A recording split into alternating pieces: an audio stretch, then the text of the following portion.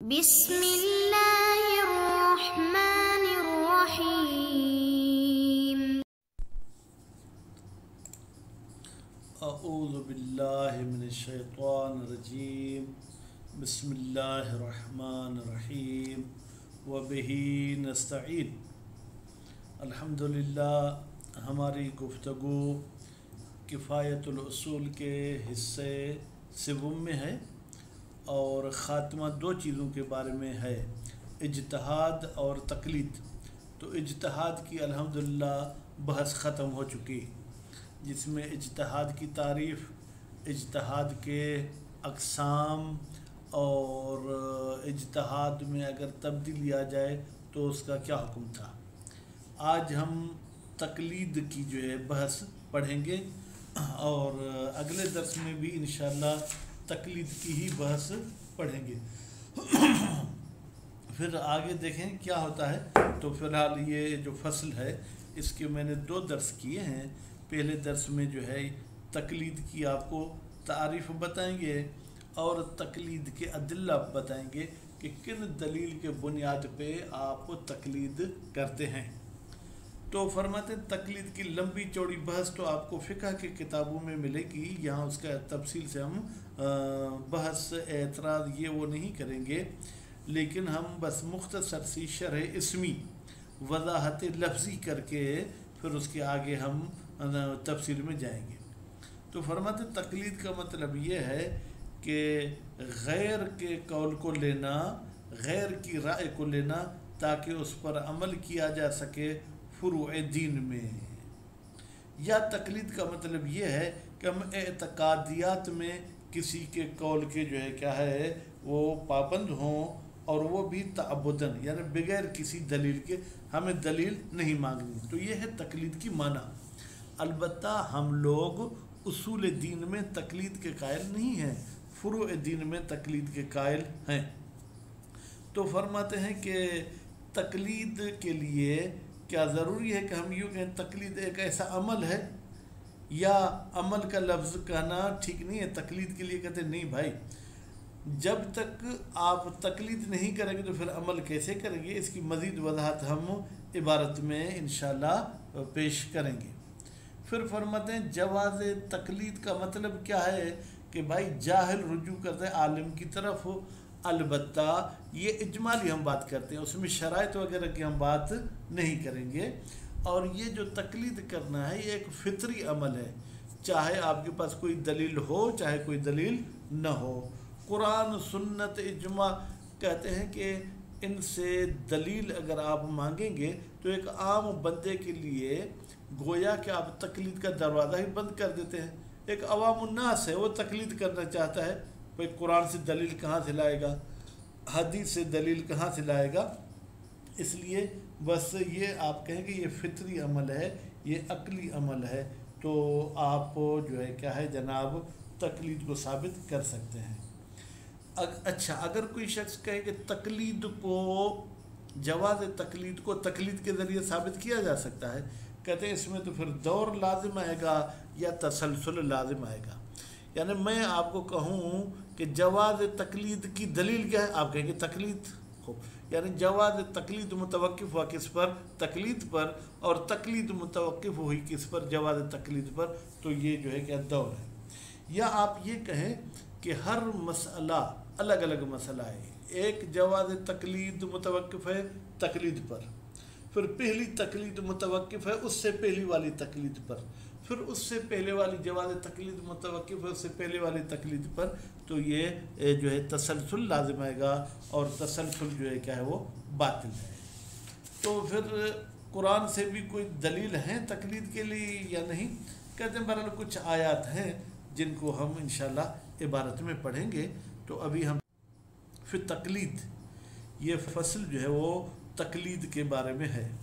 وہ ہوا یہ تقلید اخذ قول الغیر، غیر کی بات ماننا، غیر کی بات لینا، و رأیہ ہی، اور غیر کا نظریہ لینا، غیر کی جو ہے کیا ہے فتویٰ لینا، للعمل بہی، تاکہ عمل کیا جا سکے غیر کے قول پر، فی الفرعیات، فرعیات میں۔ खो औ लिल्तिज़ाम बिह, या हम पाबंद हो जाए बिही उस कौल गैर के फिल एतकादियात में तअब्बुदन आँखें बंद करके बिला मुतालबत दलील अला रायही, इसमें हम उसकी राय की दलील भी नहीं पूछेंगे। फरमाते हैं कि ये जो हमने एतकादियात वाली बात की, ये एक तकलीद की हमने जो है क्या वजाहत के लिए बात की है, नहीं तो उसूल दीन में तकलीद नहीं होती। वला यख्फा, फरमाते मख्फी न रहे, अन्नहु बेतहकीक शान ये है, ला वजह कोई गुंजाइश नहीं, लितफसीर ही बिनफ्सिल अमल, कि हम तफसीर करें तकलीद की ख़ुद अमल के साथ। हम मसलन यूँ कहें कि तकलीद एक ऐसा अमल है जो गैर के कौल पर किया जाता है, ये नहीं भाई। अमल से पहले आप तकलीद करेंगे, ऐसा नहीं है कि तकलीद वही अमल है। ज़रूरत सबके ही, ये बिल्कुल बदही बात है कि तकलीद मुकद्दम होती है अलैहि उस अमल पर। व इल्ला अगर तकलीद मुकद्दम न हो अमल पर तो कान बिला तकलीद, फिर तो ये अमल करना बगैर तकलीद के होगा। खूब, और अगर तकलीद मुकद्दम हो अमल पर तो फिर जो है काम ठीक हो जाएगा।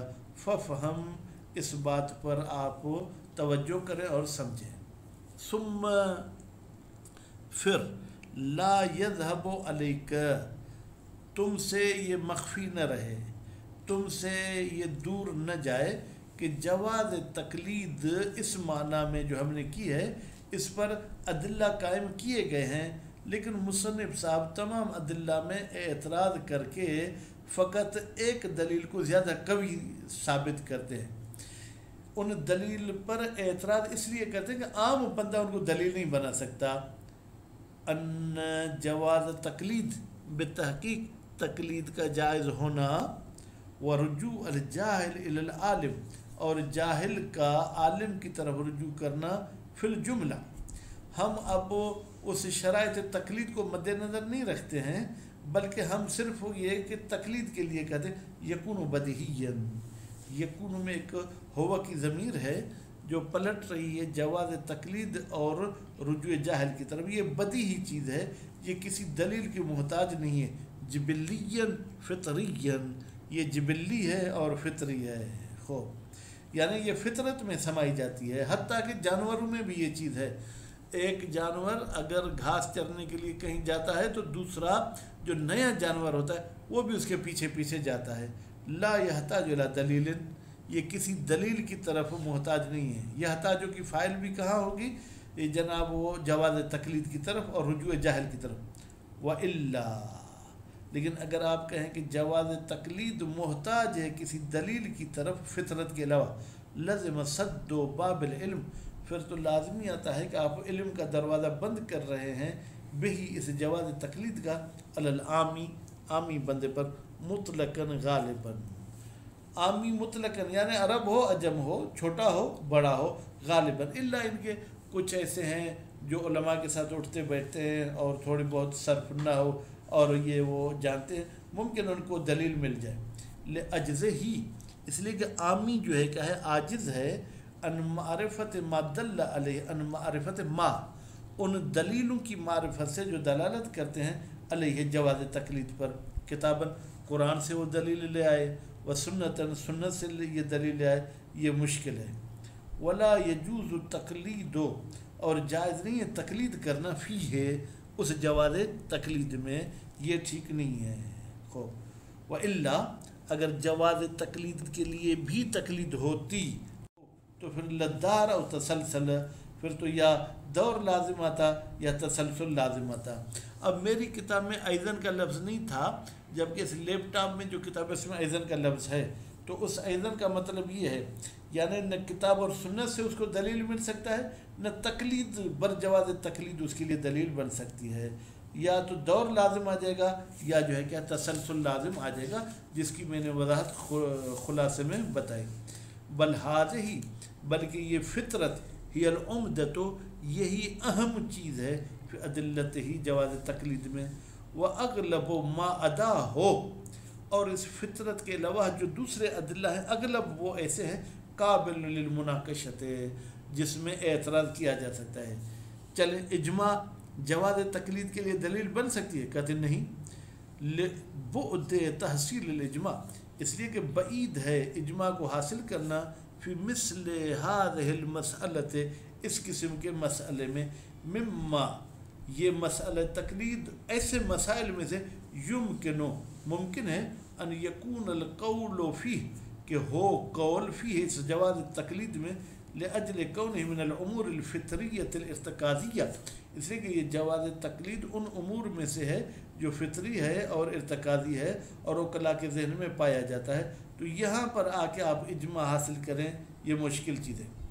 والمنقول منہ، اور اگر اجماع محصل کو چھوڑ کے منقول کی طرف جائے، غیر حجت، وہ حجت نہیں ہے فی مثلہا اس قسم کے مسئلے میں۔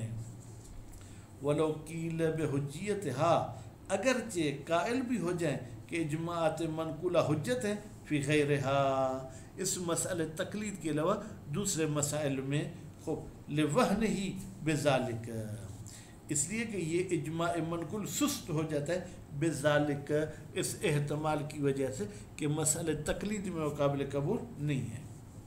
ومنہ، فرماتے ہیں یہ جو ہم نے ذکر کیا کون سا، کہ تقلید ایک امر ارتکازی ہے، قد انقدہ بالکل واضح ہو گیا، کیا امکان القد ہے کہ ممکن ہے کہ ہم اعتراض کریں فی دعویٰ کونہ من ضروریات الدین، بھائی یہ ضروریات دین میں سے نہیں ہے، یہ فطریات میں سے، لاحتمال ان یکون من ضروریات العقل و فطریات ہی، یہ تو احتمال ہے کہ تقلید ضروریات عقل میں سے ہے، تقلید ضروریات فطریہ میں سے ہے، لا من ضروریات ہی کی ضمیر دین کی طرف جائے گی، یہ ضروریات دین میں سے نہیں ہے۔